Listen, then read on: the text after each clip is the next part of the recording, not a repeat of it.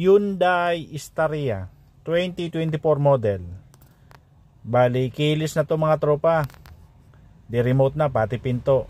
Pwede mo na ring buksan ang makina via sa susi. Pipindutin mo lang yung susi, long press, magbubukas na rin yung makina. Pero ito ang main problem. Yung aircon nito, ito dapat nandyan to. Ito, yan. Sa loob ang ikot dapat ng hangin. Ngayon, ayan, nakita nyo, bumabalik siya sa labas. Hinihigop niya yung hangin sa labas. Which is hindi talaga dapat kasi mahihigop niya yung usok, amoy ng kalsada sa labas. Bali, may dalawang paraan nga pala para ma-prevent natin yan. Kung nakikita nyo, sundan nyo lang to. Pindutin nyo lang tong gitna.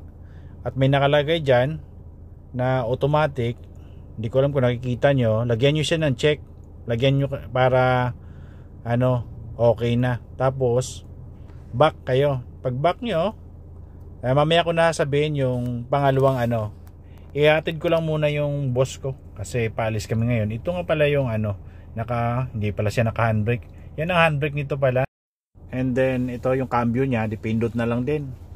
Mas pinadali na yung buhay, wala ka nang uusudin, pindot-pindot na lang lahat.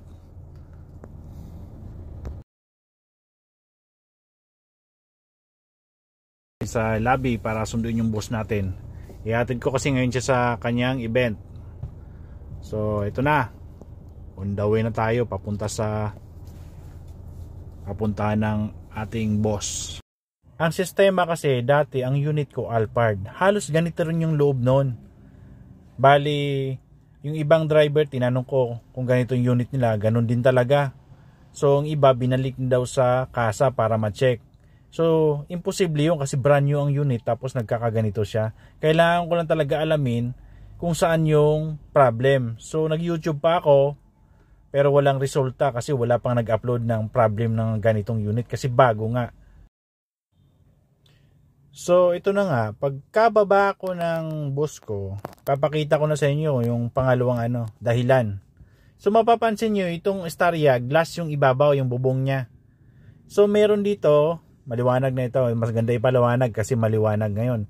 Buksan ko pa sana ng ilaw pero the same lang pala. Ito yun, pindutan na yan. Nakakunik yan dyan. Wait, nakago kasing stoplight eh. So, tatabi muna tayo dito. Hazard muna ako. So, itong pindutan na to, wait lang, nakikita nyo yan. Lumilipat siya, diba? So, pinipindot ko siya doon sa ibabaw. Nakakunik yan doon. So kung pipindutin mo yung itong ibabaw at sa bante, yan yun.